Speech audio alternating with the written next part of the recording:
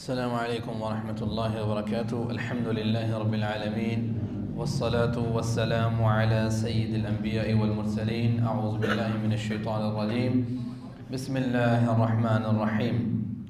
اللہ تعالیٰ کی توفیق سے آج ہم سورہ مریم یعنی 16واں سپارہ، اس کے اندر سورۃ مریم، سورۃ طٰہٰ اور 17ویں سپارے سے سورۃ الانبیاء کے اہم نکات دیکھیں گے۔ سورۃ مریم کا جہاں تک تعلق ہے، یہ سورت مکی ہے اور اس کا جو نزول ہے یہ 5 ہجری میں اللہ تعالیٰ نے اسے نازل کیا ہے، اور حبشہ کی ہجرت سے پہلے اسے ایک لحاظ سے صحابہ اکرام کی تربیت کے لیے اور صحابہ کو پتہ ہونا چاہیے کہ اسلام کا عیسائیوں کے معاملے میں کیا مدعا ہے، کیا دعویٰ ہے یا کیا عقیدہ ہے، تو اس حوالے سے یہ بڑی اہم صورت ہے۔ اور جب مسلمانوں نے ہجرت کی حبشہ کی جانب، تو نجاشی کے سامنے جناب علی رضی اللہ عنہ کے بڑے بھائی جناب جعفر بن ابی طالب نے اسی صورت کی تلاوت کی تھی، کاف ہا یا عین صاد ذکر رحمت ربک عبدہ زکریا۔ اس صورت کا نام مریم ہے، جناب عیسیٰ علیہ السلام کی والدہ کا نام ہے، اور ان کے خاندان کے نام پہ آلریڈی آپ سورہ آل عمران پڑھ چکے ہیں۔ ان کا ڈیٹیل میں تذکرہ اللہ تعالیٰ کی توفیق سے کہ مسلمانوں کا کیا موقف ہے، اس کے اوپر ہم سورۃ آل عمران کے اندر دیکھ چکے ہیں۔ اور جب جناب جعفر بن ابی طالب نے وہ صورت پڑھی تھی، تو قرآن نے نجاشی کا وہ منظرنامہ بھی بیان کیا تھا، وَإِذَا سَمِعُوا مَا أُنزِلَ لِلرَّسُولِ تَرَىٰ أَعْيُنَهُمْ تَفِيضُ مِنَ الدَّمْعِ مِمَّا عَرَفُوا مِنَ الْحَقِّ۔ اس کو بھی ہم 7ویں سپارے کے شروع میں پڑھ چکے ہیں۔ اہم نکات اگر ہم دیکھیں اس صورت کے، تو سیدنا یحییٰ علیہ السلام کی اور سیدنا عیسیٰ علیہ السلام کی جو معجزاتی پیدائش ہے، اس کا ذکر یہاں پہ بڑی ڈیٹیل کے ساتھ موجود ہے کہ جناب یحییٰ کے والد جناب زکریا بوڑھے ہو چکے تھے، والدہ بانجھ ہو چکی تھی۔ اللہ سبحانہ و تعالیٰ سے دعا بھی کر رہے ہیں اور کہہ رہے ہیں کہ ہم ولم یکن لہ، ہم اللہ تعالیٰ کو شقیہ یعنی ہم اللہ تعالیٰ سے مایوس نہیں ہیں ایک لحاظ سے۔ ذکر رحمت ربک عبدہ زکریا اذ نادى ربہ نداء خفیا قال رب انی وہن العظم منی واشتعل الرأس شیبا ولم اکن بدعائک رب شقیا، کہ ہم اپنے رب سے مایوس نہیں ہیں، اللہ تعالیٰ دینے پہ قادر، اور اللہ تعالیٰ نے دیا۔ اور اللہ سبحانہ و تعالیٰ نے جناب یحییٰ کی پیدائش ہوئی، وہ بھی ایک لحاظ سے معجزاتی چیز ہے۔ اس کے بعد جناب عیسیٰ علیہ السلام کی پیدائش بھی معجزاتی ہے کہ آپ دیکھیں ان کے ساتھ معجزے تو جڑے ہوئے ہیں بہت زیادہ۔ پیدائش بھی معجزاتی، پھر ماں کی گود میں ہے، قوم نے کہا یا اخت ہارون ما کان ابوک امرأ سوء وما کانت امک بغیہ، اے ہارون کی جو بہن، نہ تیرا والد ایسے تھا نہ تیرے باقی خاندان والے ایسے تھے۔ فاشارت الیہ، انہوں نے بچے کی طرف اشارہ کیا، تو بچے نے کہا قال انی عبد اللہ آتانی الکتاب وجعلنی نبیا، میں اللہ کا بندہ ہوں، مجھے کتاب دی گئی ہے اور مجھے نبی بنایا گیا ہے۔ تو وہ ان کا تذکرہ یہاں پہ موجود ہے، جس کو ہم آلریڈی سورۃ آل عمران میں بڑی ڈیٹیل کے ساتھ دیکھ چکے ہیں۔ اس کے بعد جناب ابراہیم علیہ السلام کا ذکر بطور خاص کیا گیا، اس مقصد کے لیے بھی کہ جس طریقے سے صحابہ اکرام کو ہجرت کرنی پڑے گی، سیم اسی طریقے سے اللہ کے رسول آپ ابراہیم کا ذکر کریں علیہ السلام، کہ ان کا جو مقام ہے ابراہیم علیہ السلام کا، سیم صحابہ کا اور آپ کا اس وقت وہی مقام ہے کہ جیسے ان کو ہجرت کرنی پڑی، آپ کو بھی ہجرت کرنی پڑ رہی ہے۔ قرآن ایک خاص اسلوب اس صورت کے اندر ہے کہ جس نبی کا ذکر کرتا ہے تو کہتا ہے وَاذْكُرْ وَاذْكُرْ وَاذْكُرْ وَاذْكُرْ فِي الْكِتَابِ ابراہیم، یعنی ایک توجہ دلانے کا مقصود ہے کہ آپ ابراہیم علیہ السلام کا ذرا تذکرہ کیجئے کہ بڑے سچے نبی تھے۔ إِنَّهُ كَانَ صِدِّيقًا نَبِيًّا إِذْ قَالَ لِأَبِيهِ يَا أَبَتِ، جب انہوں نے اپنے باپ سے کہا لِمَ تَعْبُدُ مَا لَا يَسْمَعُ وَلَا يُبْصِرُ وَلَا يُغْنِي عَنْكَ شَيْئًا، آپ کس کی عبادت کرتے ہیں جو نہ سن سکتے ہیں نہ دیکھ سکتے ہیں، اور ساتھ کہا یا ابتی انی قد جاءنی من العلم،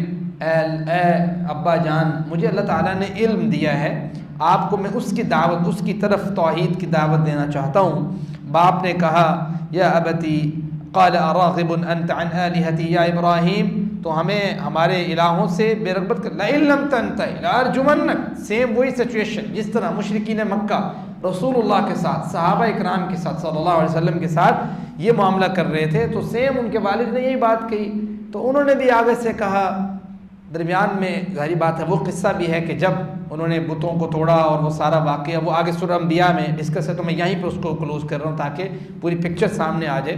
تو اللہ سبحانہ و تعالیٰ نے وہی سورۃ انبیاء میں ذکر کیا کہ جناب ابراہیم علیہ السلام نے وہ بتوں کو توڑا، وہ سارے معاملات ہوئے، وہ پیچھے آپ سورج، ستارے اور چاند والے لوگوں کا تذکرہ پڑھ چکے. تو اللہ سبحانہ و تعالیٰ نے جناب ابراہیم کو وہاں سے کیسے بچایا اسی صورت میں ہے قُلْنَا يَا نَارُ كُونِي بَرْدًا وَسَلَامًا عَلَىٰ إِبْرَاهِيمَ. اور یہاں پہ جب ابراہیم علیہ السلام نے انتہا دیکھ لی اور دیکھا کہ یہ لوگ مجھے مارنے پہ تلے ہوئے ہیں، تو انہوں نے ہجرت کی. قَالَ سَلَامٌ عَلَيْكَ، اے ابا جان توڑے تو سلامتی، میں جا رہے ہیں. سَأَسْتَغْفِرُ لَكَ رَبِّي، میں اپنے رب سے استغفار کروں گا جہاں تک میرا رب روک دے. اللہ تعالیٰ نے روک دیا بعد میں. تو یہ تذکرہ اللہ سبحانہ و تعالیٰ نے یہاں پہ کیا ہے ایک لحاظ سے مسلمانوں کو بتانے کے لیے کہ یہ آپ کے ساتھ پہلی دفعہ نہیں ہونا کہ آپ نے ہجرت کرنی ہے. پہلے بھی اس دعوت کے داعین جو ہیں ان کو یہ والی چیزیں جو برداشت کرنی پڑی ہیں. اس کے بعد جناب اسماعیل کا ذکر ہے، اور اس میں جناب اسماعیل کا وہ خاص معاملہ کہ جس میں انہوں نے اپنی اولاد کی تربیت کے اوپر خاص نظر رکھی ہوئی تھی. جس طریقے سے ان کے والد نے اپنی اولاد کی تربیت کا خاص نظم بنا کے رکھا تھا، سیم اسی طریقے سے اسماعیل علیہ السلام کے بارے میں قرآن کہتا ہے اللہ کے رسول وَاذْكُرْ فِي الْكِتَابِ إِسْمَاعِيلَ، اسماعیل کا ذرا کتاب میں تذکرہ کیجئے. إِنَّهُ كَانَ صَادِقَ الْوَعْدِ وَكَانَ رَسُولًا نَبِيًّا وَكَانَ يَأْمُرُ أَهْلَهُ بِالصَّلَاةِ وَالزَّكَاةِ. اپنے گھر والوں کو نماز کا اور زکوٰۃ کی ادائیگی کا حکم دینے والے شخص تھے. یعنی آپ دیکھیں تربیت اولاد اور تربیت فیملی جو ہے، فیملی سسٹم کو بہتر کرنا اور بیوی کی تربیت کرنا، بچوں کی تربیت کرنا کتنی اہم بات ہے. قرآن نے اسماعیل السلام کے بارے میں ذکر کیا. اس کے بعد اس صورت کے آگے آپ دیکھیں گے جب انبیاء کا ذکر کچھ بیان کر کے اللہ سبحانہ و تعالیٰ نے آگے کہا کہ یہ لوگ جو گمراہ ہوتے ہیں نا، یہ تب گمراہ ہوتے ہیں کہ جب وہ انبیاء کی اس دعوت کے اوپر قائم نہیں رہتے. فخلف من بعدهم، ان کے بعد کچھ ناخلف قسم کے لوگ ایسے آتے ہیں کہ اضاعوا الصلاۃ، پھر وہ نمازیں ضائع کرتے ہیں. واتبعوا الشہوات، اپنی شہوات کی، اپنی نفسانی خواہش کی، اپنی رائے کی پیروی کرتے ہیں اور وہ گمراہ ہو جاتے ہیں. الا من تاب، ہاں ظاہری بات ہے خواہش کی پیروی مومن بھی کر سکتا ہے، اس سے بھی غلطی ہو سکتی ہے، لیکن الا من تاب، جو توبہ کر لے، وآمن وعمل صالحا، ایمان لے کے آئے اور عمل صالح کرے، اس کے لیے تو پھر جنتیں ہیں، جنات عدن يدخلونها تجری من تحت الانہار. اس کے بعد قرآن نے اسی سورت کے اندر آخر میں ایک بڑا اچھا فارمولہ بتایا ہے. اگر آپ لوگوں کے دلوں میں اپنی محبت پیدا کرنا چاہتے ہیں تو اس کا ایک طریقہ ہے ان الذین آمنوا، وہ لوگ جو ایمان لے کے آئے اور صرف خالی دعوے دار نہیں ہیں، وعملوا الصالحات، اور نیک اعمال بھی کیے. سیجعل لهم الرحمن ودا، رحمان ان کے محبین کو پیدا کر دیتا ہے، یعنی ان سے پیار کرنے والے کوئی لوگ ضرور ہوتے ہیں. ایسا نہیں ہوتا کہ ان کو اللہ تعالیٰ پیدا کرتا ہے. اس لیے ایمان اور عمل صالح انسان کو چاہیے وہ کرتا رہے، اس سے اللہ سبحانہ و تعالیٰ انسان کو یہ طاقت دیتا ہے. اس کے بعد سورۃ طٰہٰ ہے، یہ بھی مکی صورت ہے، 5 سے 6 نبوی میں اس کے درمیان میں کہیں نازل ہو رہی ہے. جناب عمر بن خطاب کا وہ مشہور واقعہ اس سے متعلق ہے کہ جب وہ نبی کریم صلی اللہ علیہ وسلم کو گویا قتل کرنے کے لیے اٹھے کہ میں نہیں چھوڑوں گا، اور پھر یہ معاملہ ہوا کہ جناب عمر کو کسی رستے میں کہا کہ پہلے اپنی بہن کی تو اور بہنوئی کی تو خبر لیجئے. وہ اسی غصے کے عالم میں وہاں پہ گئے. جناب فاطمہ بنت خطاب جو ان کی بہن تھی اور ان کے شوہر سعید بن زید جو کہ خباب بن ارس سے بیٹھے سورۃ طٰہٰ کی تلاوت سیکھ رہے تھے، پڑھ رہے تھے، انہوں نے کچھ لکھا ہوا تھا سورۃ طٰہٰ کا حصہ، تو وہ داخل ہوئے، غصے میں مارا، جو بہن ہے ان کے سر بھی پھٹا، پھر ان کو ذرا رنجش بھی ہوئی، اور اس رنجش کی کیفیت میں پھر بہن سے کہتے ہیں اچھا وہ لاؤ تم کیا پڑھ رہی تھی؟ انہوں نے کہا کہ ایسے میں نہیں دوں گی، تم پھاڑ دو گے. انہوں نے کہا نہیں میں یہ پھاڑتا نہیں ہوں اسے، آپ مجھے دیجئے. تو کہا کہ آپ غسل کیجئے پھر میں آپ کو دوں گی.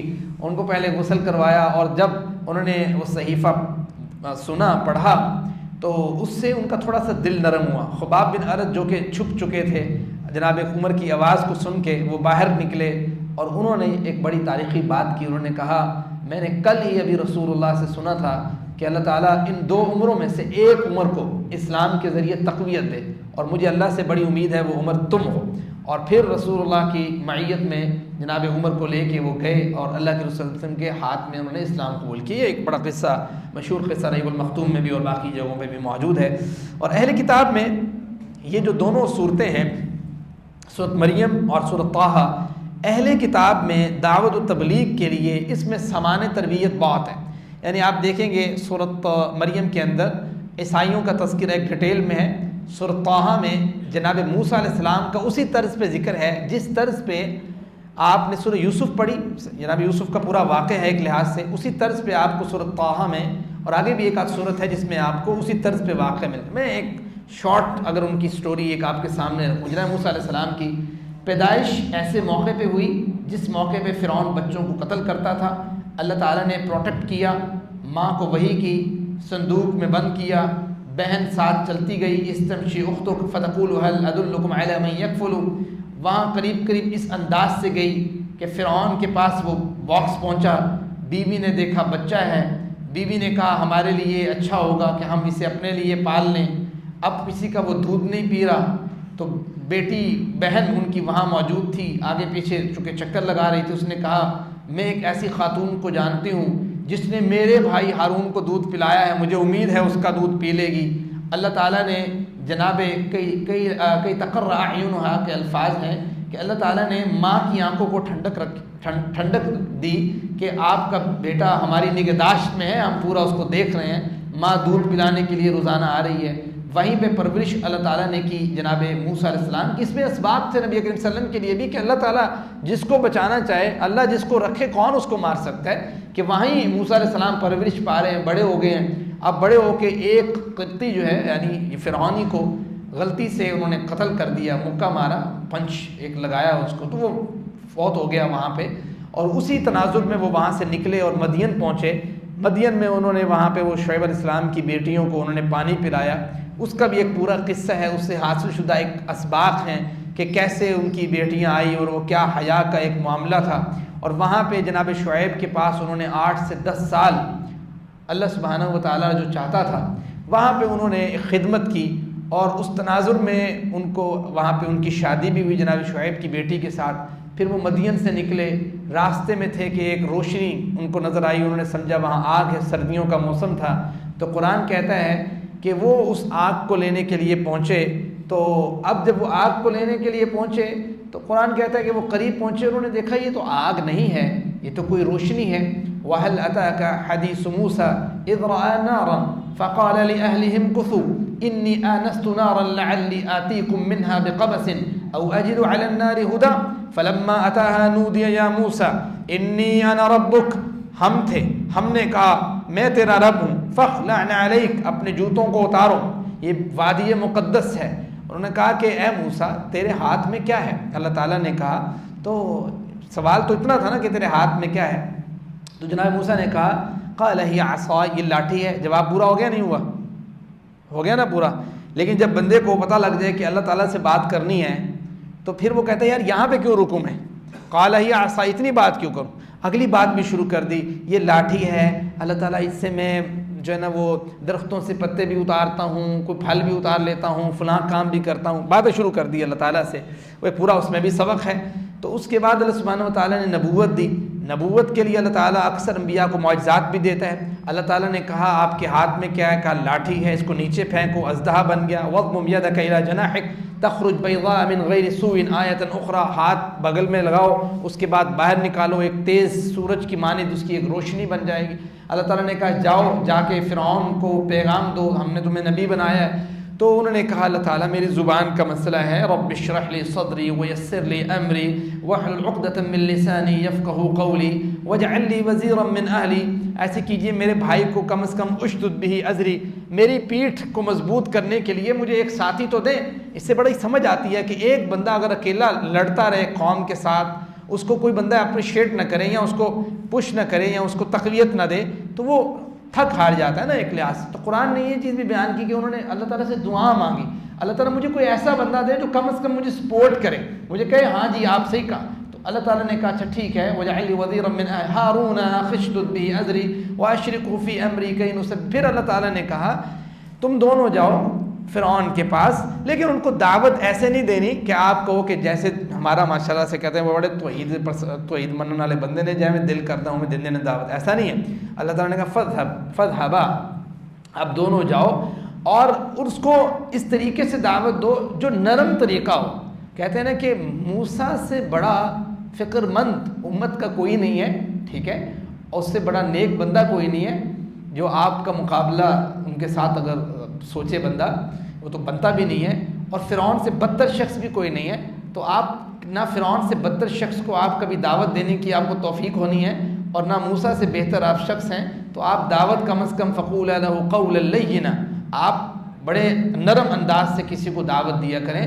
ادع الی سبیل ربک، آپ نے پچھلے دنوں پڑھا، اللہ تعالیٰ کے راستے کی طرف حکمت کے ساتھ بلائیں اور موعظۃ الحسنہ کے ساتھ بلائیں۔ تو اللہ تعالیٰ نے وہ پورا واقعہ بیان کیا، فرعون کے پاس گئے، دعوت دی، مانی نہیں، فرعون کے پاس بہت سے عذابات آتے رہے، ساحروں یعنی جادوگروں سے مقابلہ ہوا، جب موسیٰ جیت گئے، موسیٰ علیہ السلام کو راتوں رات حکم ہوا قوم کو لے کے نکلے، قوم کو لے کے نکلے، راستے میں سمندر آ گیا، سمندر کے بعد کھڑے ہیں، اللہ تعالیٰ نے حکم دیا آپ لاٹھی ماری، رستے بنے، وہاں سے لے کے نکل گئے، فرعون اور اس کی قوم پیچھے غرق ہوئی، آگے پہنچے، اللہ تعالیٰ نے تورات کے لیے کوہ طور پہ بلایا، وہاں پہ اللہ تعالیٰ نے تورات دی، پیچھے سامری نے لوگوں سے سونا اکٹھا کر کے ایک جو ہے نا وہ سمجھے کہ گائے کی شکل کا ایک بچڑا بنا دیا، اور اس کو اس کے اندر سے ایک خاص جب ہوا گزرتی آواز پیدا ہوتی، لوگوں کو اس کی طرف لگا دیا۔ جناب موسیٰ غصے میں آئے اور اس سے روکا، پھر ان کے اوپر وہ سارے معاملات ہوئے، وہاں کچھ دیر رہے، انہوں نے من و سلوہ مانگا، ایک لمبی ڈیٹیل جو آپ سنتے ہیں، اس کو آپ ڈاٹس کو کنیکٹ کریں گے تو وہ چیزیں سمجھ آ جاتی ہیں۔ تو پورا قصہ اللہ سبحانہ و تعالیٰ نے اس سورت کے اندر ایک لحاظ سے سورۃ طٰہٰ کے اندر بیان کیا ہے، اور سورۃ طٰہٰ کے اندر ہی قرآن کریم کی جو ایک اہمیت کا تناظر ہے وہ بھی ہے۔ جیسے قرآن شروع میں کہتا ہے طٰہٰ ما انزلنا علیک القرآن لتشقیٰ، ہم نے قرآن کو اس لیے نازل نہیں کیا کہ آپ مشکلات میں پڑ جائیں، اللہ کے رسول آپ دعوت دیں، دعوت دینا آپ کا کام ہے، اس بات کو ذہن میں رکھیں۔ اسی صورت کے اینڈ میں کہا وَمَنْ أَعْرَضَ عَنْ ذِكْرِي فَإِنَّ لَهُ مَعِيشَةً ضَنْكًا وَنَحْشُرُهُ يَوْمَ الْقِيَامَةِ أَعْمَىٰ، جو کوئی ہمارے ذکر سے منہ موڑے گا ہم قیامت کے دن اس کو اندھا کر کے اٹھائیں گے۔ قَالَ رَبِّ لِمَ حَشَرْتَنِي أَعْمَىٰ وَقَدْ كُنْتُ بَصِيرًا، وہ اللہ سے کہے گا اللہ میں تو دیکھتا تھا، مجھے کیوں اندھا کر دیا ہے؟ اس کو پھر جواب میں کہا جائے گا قال كذلك اتتك آیاتنا فنسیتها، ہماری آیتیں تیرے پاس آتی تھی تو بھول جاتا تھا، تجھے دنیا میں ایسے مگن تجھے نظر آتی تھی، چیزیں ایسی زیب و زینت نظر آتی تھی۔ تو قرآن نے اس کی اہمیت کو ایڈریس کیا ہے کہ قرآن کی اہمیت کتنی زیادہ ہے، اس سے کنیکٹیوٹی کتنی مضبوط ہونی چاہیے۔ اس کے بعد جو ہے وہ نبی کریم صلی اللہ علیہ وسلم کو کچھ نصیحتیں بھی کی گئی کہ وَأْمُرْ أَهْلَكَ بِالصَّلَاةِ وَاصْطَبِرْ عَلَيْهَا، آپ بھی اپنے گھر والوں کو نماز کا حکم دیں اور اس پہ کار بند رہیں خود بھی، یہ ہم سب کے لیے نصیحت ہے، اور بہت سی نصیحتیں اس صورت میں ذکر ہیں۔ اس کے بعد سورۃ انبیاء ہے، چند ایک اہم نکات اس کے میں آپ کے سامنے رکھتا ہوں۔ سورۃ انبیاء میں 9 یا 10 نبی کے درمیان اس کا نزول ہے، مکی صورت ہے۔ اللہ سبحانہ و تعالیٰ نے تمام انبیاء کی دعوت کا تھوڑا تھوڑا خلاصہ بیان کیا ہے اس صورت کے اندر، اس وجہ سے اس کا نام انبیاء ہے۔ چند ایک نبیوں کے نام میں سے جناب موسیٰ، جناب ہارون، ابراہیم، اسحاق، یعقوب، لوط، نوح، داؤد، سلیمان، ایوب، اسماعیل، ادریس، ذوالکفل، اور جناب یونس ذوالنون کہا گیا ان کو وہاں پہ، زکریا، یحییٰ، عیسیٰ ابن مریم، اور اینڈ میں رسول اللہ صلی اللہ علیہ وسلم کا ذکر کیا اور کہا کہ یہ سب انبیاء تھے، ان کی دعوت توحید تھی، یہ بھی رسول اللہ صلی اللہ علیہ وسلم اس دعوت کی آخری کڑی ہیں، ان کی بات کو مانیے، نہیں مانیں گے نقصان دنیا میں بھی ہے اور آخرت میں بھی ہے۔ اور انبیاء کی جو حیثیت ہے، ان کی دعوت ہے، ان کی ذمہ داری ہے، فضائل ہے، وہ اللہ سبحانہ تعالیٰ نے بیان کیے کہ جیسے چند ایک میں آپ کے سامنے رکھتا ہوں۔ کہا کہ تمام انبیاء بشر تھے، انسانوں کی طرح کھاتے پیتے تھے، انہیں موت بھی آئی، ان میں سے کسی کو بھی ہم نے ہمیشہ نہیں رکھا کہ ہمیشہ کے لیے دائمی زندگی ملی ہو۔ قرآن نے یہاں پہ ذکر کیا وَمَا جَعَلْنَاهُمْ جَسَدًا لَا يَأْكُلُونَ الطَّعَامَ وَمَا كَانُوا خَالِدِينَ وَمَا جَعَلْنَا لِبَشَرٍ مِّن قَبْلِكَ الْخُلْدَ۔ قرآن کہتا ہے تمام انبیاء کے اوپر وحی آتی تھی، وہ اللہ کی دعوت کی توحید کی پرچار کیا کرتے تھے، اس کی دعوت دیا کرتے تھے۔ یہ بھی بتایا قرآن نے اس بارے میں کہ تمام انبیاء اللہ کے حکم سے لوگوں کے امام تھے. وَجَعَلْنَا مِنْهُمْ أَئِمَّةً يَهْدُونَ بِأَمْرِنَا لَمَّا صَبَرُوا. پھر قرآن کہتا ہے کہ تمام انبیاء نیک اور صالح تھے. وَقُلًّا جَعَلْنَا صَالِحِينَ. ہم نے سب کو صالح اور نیک بنا. إِنَّهُمْ مِنَ الصَّالِحِينَ. تمام انبیاء اللہ کے سچے وفادار تھے، یہ عقیدہ ہے. وَكَانُوا لَنَا عَابِدِينَ. تمام انبیاء جو اللہ تعالیٰ کے خاشعین لوگ تھے. وَكَانُوا ڈرنے والے اللہ تعالیٰ سے. وَكَانُوا لَنَا خَاشِعِينَ. تمام انبیاء اللہ تعالیٰ کا جو ایک وہ ہوتا ہے نا کہ شوق بھی ہے، رغبت بھی ہے اور خوف بھی ہے، اس کیفیت میں زندگی گزارتے تھے. قرآن نے کہا وَيَدْعُونَنَا رَغَبًا وَرَهْبًا. تمام انبیاء اللہ کے لیے صبر کرنے والے، استقامت اختیار کرنے والے تھے. تو گویا اس میں رسول اللہ صلی اللہ علیہ وسلم کے لیے بھی پیغام تھا. جب سب انبیاء کا تھوڑا تھوڑا ذکر ہوا، اور امت کے لیے بھی پیغام تھا کہ انبیاء ہمارے لیے ماڈل ہیں، ہمارے لیے نمونہ ہیں، ان کی بات کو دیکھنا چاہیے. اور پھر توحید کے کچھ دلائل اس صورت کے اندر ذکر کیے کہ ایک بڑی زبردست دلیل دی. قرآن نے کہا کہ لو کان فیہما آلہۃ الا اللہ لفسدتا. اگر دو الہ ہوتے، جیسے آپ کہتے ہو یہ بھی الہ ہے وہ بھی الہ ہے، تو مجھے بتاؤ کہ دنیا میں کبھی اس طرح نظم چل سکے کہ دو لوگ سربراہ ہوں، ایک ہی ٹائپ کی ان کی اتھارٹی ہو، تو وہاں پہ چیزیں بڑی سموتھلی چل رہی ہوں، کبھی کانفلکٹ نہ ہوا ہو، کبھی کوئی شخص نے یہ نہ کہا ہو کہ آج ایسے آج ویسے. کبھی دنیا میں آپ نے اس نظم کی خرابی دیکھی ہے جو اللہ سبحانہ و تعالیٰ نے چلایا؟ اگر نہیں دیکھی تو اس کا مطلب یہ ہے کہ ایک خدا ہے، ایک اللہ ہے، ایک نظام کو چلانے والا ہے، ایک خالق ہے، اسی کو انسان کی اسی کی عبادت کرنی چاہیے. تو گویا اس طریقے سے پھر کائنات سے متعلق چند ایک اہم انکشافات ہیں جو سائنس کے اسٹوڈنٹس ہیں وہ اس کو جانتے ہیں. ایک بات جو بگ بینگ سے ریلیونٹ کچھ اشارہ ملتا ہے، اللہ سبحانہ و تعالیٰ اس کی صحیح جو نوعیت ہے اس کو بہتر جانتا ہے. اولم یر الذین کفروا ان السماوات والارض کانتا رتقا ففتقناہما. پھر ہر جانور کو اللہ تعالیٰ نے پانی کی ایک خاص مقدار، بڑی مقدار اللہ تعالیٰ نے ہر جانور کے اندر رکھی ہے. وجعلنا من الماء كل شيء حي. پھر اسی طریقے سے قرآن نے یہاں پہ یہ بھی ذکر کیا ہے کہ ہم نے جو آپ کے پہاڑ بنائے ہیں، یہ پہاڑ بذات خود کیل کی مانند ہیں، زمین کو بیلنس رکھنے میں ان کا بڑا رول ہے. اور وجعلنا فيها فجاجا. ہم نے پہاڑوں کو ایسے نہیں بنایا جیسے ایک دیوار ہوتی، بلکہ ان کے درمیان راستے بنائے ہیں تاکہ لوگ کم از کم گزر بھی سکیں، آ جا بھی سکیں، رہ بھی سکیں. چونکہ اگر ایک دیوار بنا دی جاتی تو پھر دوسری سائڈ پہ جانا پاسبل نہ ہوتا. تو ایک پیٹرن ہے ان کا جو آپ کے لیے رہنے کے قابل ہے. پھر قرآن نے جناب ابراہیم علیہ السلام کا وہ ذکر کیا جو میں نے آپ کو پہلے وہاں پہ بتایا. اس کے بعد چند ایک انبیاء کا ڈیٹیل میں ذکر ہے. تھوڑا سا اس میں جو آخری پوائنٹ ہے وہ سمجھنے والا یہ ہے کہ انبیاء کا ذکر کر کے قرآن نے کہا ان سب کو، انسان کو جو عارضے پیش آتے ہیں، جو انسان کو تکالیف پیش آتی ہیں، انبیاء بھی ان کے ساتھ گزرے ہیں. نوح علیہ السلام کا ذکر کیا کہ کس طریقے سے وہ 950 سال کس کیفیت میں رہتا ہے انسان جب دعوت دے اور لوگ بات نہ مانیں، وہ ذکر کیا.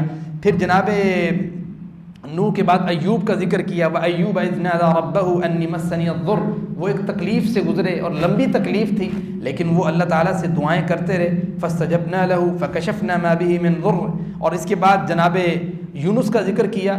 ذنون کہا ان کو، وَذَنُّونِ إِذْ ذَهَبَ مُغَاضِبًا. کیسے وہ قوم سے نکلے، مچھلی کے پیٹ میں رہے. لَلَبِثَ فِي بَطْنِهِ إِلَىٰ يَوْمِ يُبْعَثُونَ. وہاں انہوں نے دعا کی لا الہ الا انت سبحانک انی کنت من الظالمین. رسول اللہ نے کہا کہ جو بندہ اس دعا سے صلی اللہ علیہ وسلم خود بھی دعا مانگے، اللہ تعالیٰ اس کی دعا کو قبول کرتا ہے. پھر جناب زکریہ کا ذکر کیا، کیسے بڑھاپے میں پہنچ گئے لیکن ان کو اللہ تعالیٰ نے اولاد نہیں دی. وہ کیسے اللہ تعالیٰ سے دعا مانگ کے اولاد لے رہے ہیں کہ اللہ تعالیٰ میں نہیں چاہتا کہ میرا وارث نہ بنے، آپ مجھے لازمی طور پہ مجھے رب لا تذرنی فردا، مجھے اکیلا نہ چھوڑ. وانت خیر الوارثین. یہ بڑی اہم دعا ہے، اس کو یاد کرنا چاہیے، پڑھنا چاہیے. اللہ تعالیٰ ان تمام نکات کو سمجھنے اور عملی کیفیت میں ڈالنے کی توفیق دے. وما علینا الا البلاغ.